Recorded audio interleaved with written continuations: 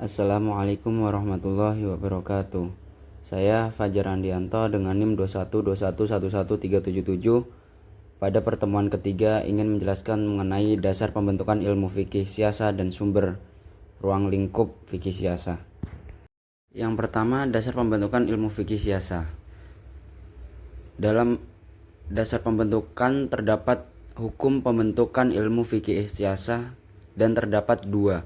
Yang pertama adalah prinsip-prinsip dari Al-Quran, yang kedua prinsip-prinsip dari hadis. Prinsip-prinsip dari Al-Quran. Yang pertama, kedudukan manusia di atas bumi terdapat dalam Quran surat Al-Baqarah ayat 30. Yang kedua, prinsip manusia sebagai umat yang satu terdapat dalam surat Al-Baqarah ayat 213. Yang ketiga, prinsip menegakkan hukum dan keadilan Quran surat An-Nisa ayat 59. Yang keempat, prinsip kepemimpinan Quran surat Al-Imran ayat 118. Yang kelima, prinsip musyawarah Quran surat Al-Imran ayat 159.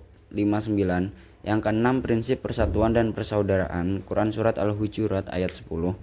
Yang ketujuh, prinsip persamaan Quran surat Al-Hujurat ayat 13. Yang kedelapan, prinsip hidup bertetangga atau hubungan antar negara bertetangga Quran surat An-Nisa 36.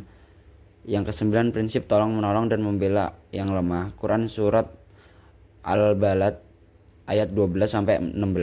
Yang ke-10, prinsip perdamaian dan perperangan atau hubungan internasional Al-Anfal ayat 61. Yang ke-11, prinsip ekonomi dan perdagangan. Yang ke-12, prinsip administrasi dalam perikatan dan muamalah. Yang ke-13, prinsip membela negara. Yang ke-14 atau yang terakhir, prinsip hak asasi manusia. Prinsip-prinsip dari hadis terdapat 11. Yang pertama, prinsip kebutuhan akan pemimpin. Apabila ada 3 orang yang berpergian keluar, hendaklah salah seorang di antara mereka yang menjadi pemimpin. Hadis riwayat Abu Daud. Yang kedua, prinsip tanggung jawab seorang pemimpin. Setiap kamu adalah pemimpin dan kamu akan dimintai pertanggungjawaban mengenai kepemimpinanmu. Yang ketiga, prinsip hubungan antara pemimpin dan yang dipimpin berdasarkan persaudaraan saling mencintai. Pemimpin-pemimpin kamu yang baik adalah pemimpin-pemimpin yang mencintai mereka dan mereka mencintai kamu. Mereka mendoakan kamu dan kamu mendoakan mereka. Hadis riwayat Ahmad. Yang keempat, prinsip ketaatan. Yang kelima, pemimpin yang tidak konsisten dan bertanggung jawab. Yang keenam, prinsip tolong menolong yang kuat atas yang lemah dan yang kaya atas yang miskin. Yang ketujuh, prinsip kebebasan berpendapat. Yang kedelapan, prinsip persamaan di depan hukum. Yang kesembilan, prinsip dalam mengangkat para penjabat negara atau pelaksana suatu urusan. Yang kesepuluh, prinsip musyawarah. Yang kesebelas, prinsip persaudaraan. Sumber dan ruang lingkup fikih siasa. Fikih siasa merupakan bagian dari fikih. Fikih siasa sebuah disiplin ilmu, mempunyai sumber dalam pengkajiannya. Kemudian fikih siasa ada 3 bagian. Yang pertama, Al-Quran dan As-Sunnah. Yang kedua, sumber-sumber tertulis selain Al-Quran dan As-Sunnah. Yang ketiga, peninggalan kaum muslimin terdahulu. Metode yang digunakan untuk mempelajari fikih siasa adalah metode usul fikih, yang antara lain adalah qiyas, istihsan, maslahah mursalah, istishab, satyariyah, dan urf, yang terangkum dalam ilmu usul fikih serta kaidah-kaidah fikih.